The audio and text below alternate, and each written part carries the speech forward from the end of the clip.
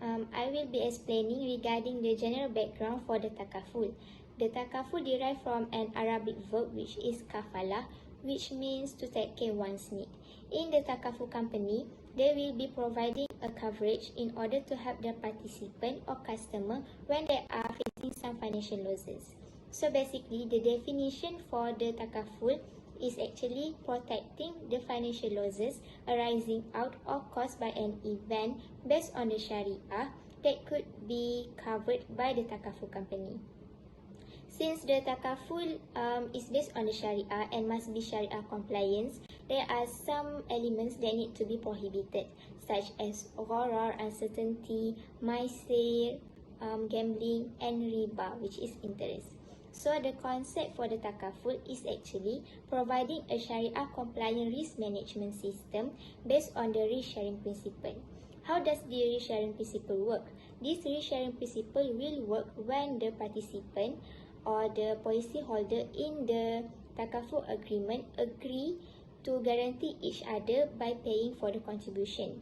Contribution in the takaful means to pay for the coverage that they already agreed based on their personal circumstances.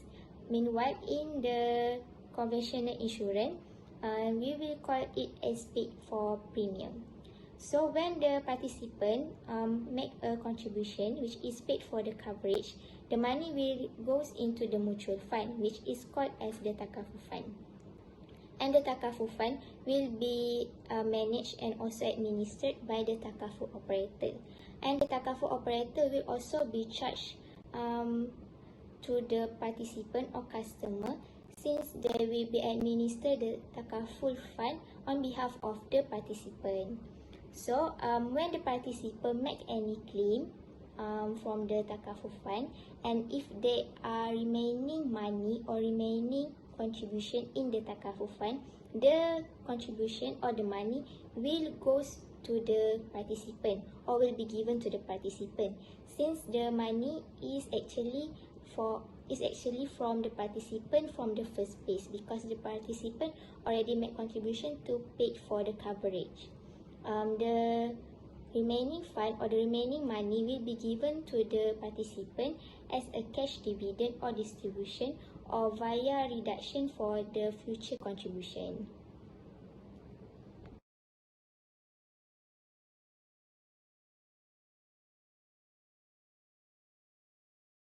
I will be continue presenting regarding the key milestone of the framework of takaful Malaysia industry. So our takaful started on the 1984 with an establishment of takaful Malaysia in the 29 November 1984. And our takaful started their operation in July 1985. In the 1985, they already officially launched the takaful Malaysia by the then Prime Minister, which is Yang Amat Berhormat Tun Dr. Mahathir Mohamad. In the 1996, takaful Malaysia became a public listed company because they already listed their share in the main board of Kuala Lumpur Stock Exchange, or we call as Bursa Saham Kuala Lumpur. In the 2004, takaful Malaysia celebrated their 20th anniversary. In 2009, the takaful Malaysia launched their new corporate logo and also celebrated their 25th anniversary and have been graced by the Minister of Finance, which is Yang Berhormat Datuk Seri Ahmad Husni Mohamad Hanat Zia. In 2011, the takaful Malaysia win an award by the Brand Laureate Award from 2010 until 2011 in the Best Brand of Financial Services, which is the Insurance Takaful, for the second consecutive year.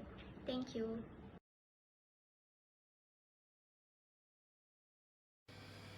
I am Amira Nurisa and I will continue in year 2012. In year 2012, Jawaz of the Muslim World Award in recognition of his contribution towards the development of takaful Malaysia and Islamic finance was awarded to Datuk Muhammad Hassan Kamil, which is the Group Managing Director of Takaful Malaysia. Next, in year 2013, Takaful Malaysia is the first ever Islamic financial institution to have won any awards by the HPRC Corporate Awards, such as Best Performing Stock. And Next, in year 2014, Takaful Malaysia again won the best Takaful company in Malaysia for the second time. And in 2014 also, Takaful Malaysia was among the top 3 winners under finance sector. In 2015, Takaful Malaysia won the best Takaful company in Malaysia award for the third time. And lastly, in year 2016, Takaful Malaysia for the second time was awarded the HBRC Performing Stock Award.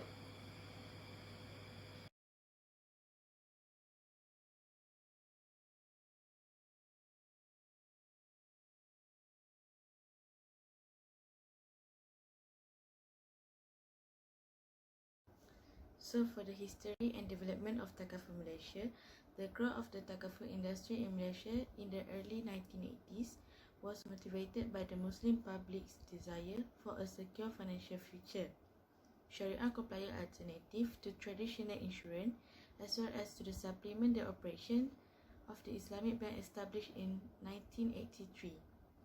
So other than that, Syarikat Takaful Malaysia Berhad, or in short, Takaful Malaysia, or the company began in 1981 when the government of Malaysia set up a task force to study the feasibility of establishing an Islamic insurance company in Malaysia.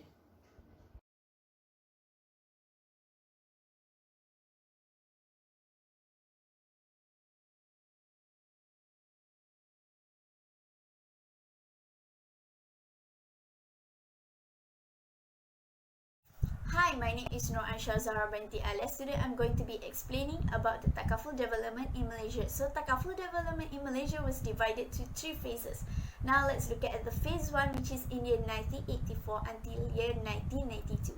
So begin in phase 1, which is begin in 1984 with the passage of dedicated regulatory statute, the Takaful Act, and the creation of the first Takaful operator. During at this time, the primary emphasis was on establishing the industry basic infrastructure. So besides that, under this act, which is still a fact, was enacted to regulate the Takaful conduct of Takaful company and include Takaful registration operative. It's also called for a formative of Sharia committee to ensure that Takaful operator business practices was accordance to the Sharia principles. So move on to the second phase, which is in year 1993 until year 2000. So now let's look at, with the entry of another Takaful, the introduction of Revili was market the operator. During at this time, there was also more cooperation among the Takaful operator in the region, including the founding of Asian Takaful Group and the Asian Takaful Group in year 1995, and also International Ltd was founded in year 1997. Besides that, under this phase, the facilitated Takaful, also known as reinsurance agreement among Malaysia and the regional Takaful operator, namely as Brunei, Indonesia, and Singapore. Move on to the last phase, which is phase 3. Now, the phase 3, which in year 2001 until 2010, started with the implementation of Financial Sector Master Plan FSMP in year 2001 with the aim of, among the other things, increasing the ability of Takaful operator and strengthening the legal Sharia and regulatory systems. Under this phase, the portion of SMP dealing with the Islamic banking and Takaful is a roadmap achieving a Malaysia goal, which is to become an international center for Islamic finance. Besides that, with the legalization with the new 3 operator, this time has seen improvement in the rate of growth and competitions. Also, the Malaysia Takaful Association, known as MTA, was founded to further the growth of Takaful industry. The MTA aspired to exchange industry self-regulatory by encouraging uniformity in pricing activity and promoting a higher degree of collaborating among the industry participants. That's all for me. Thank you.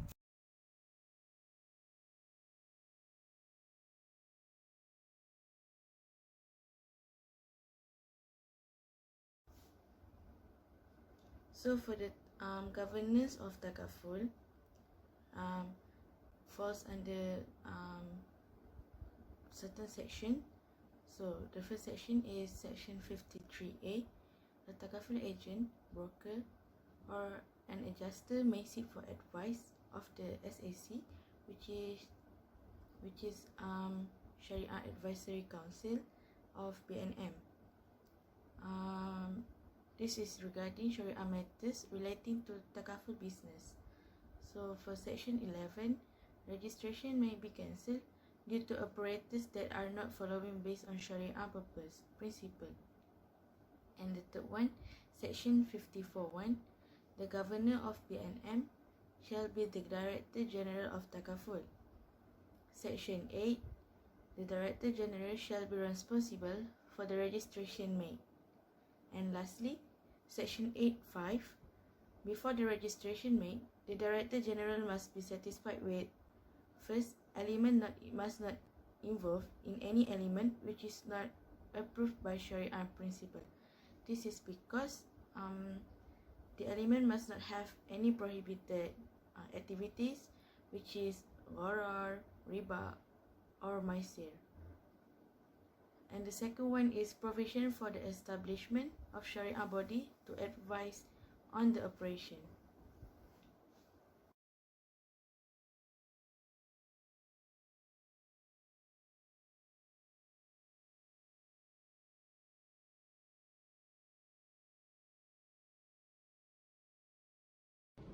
I will be presenting regarding the differences for the Takaful Act 1984 and also for the Islamic Financial Service Act 2013 on the definition. So for the Takaful Act 1984, they define the Takaful as a scheme aims to provide for mutual financial aid to the participant, and the participant agree to contribute for such purpose. Meanwhile, for the Islamic Financial Service Act 2013, they define the takaful as an arrangement based on mutual assistance under which takaful participant will agree to contribute to a common fund, which is the takaful fund, providing for mutual financial benefits payable to the takaful participant. And the Islamic Financial Service Act 2013 has been enforced to repeal the Takaful Act 1984 because they need to strengthen the requirement made under the Takaful Act 1984, and they need to provide additional requirements such as licensing for the Takaful operator, establishment of the permissible Takaful interest, and others.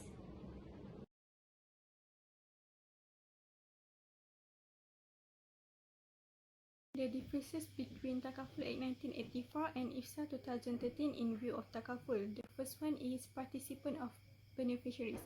Takaful Act 1984, the recipient of Takaful benefits to the participant only. If the participant dies, then the participant will not receive the Takaful benefit, but the beneficiaries will receive it.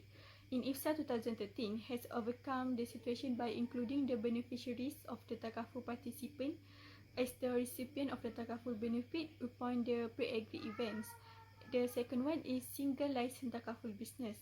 IFSA 2013 require a Takaful operator with a composite license to separate its family Takaful business from its general Takaful business. However, the Takaful Act allow Takaful operators to carry on both business under the same company. The third one is establishment of Takaful permissible interest.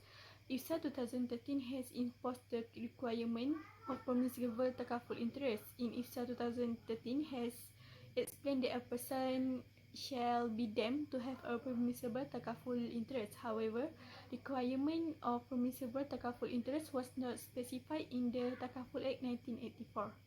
The fourth one is proper claimant.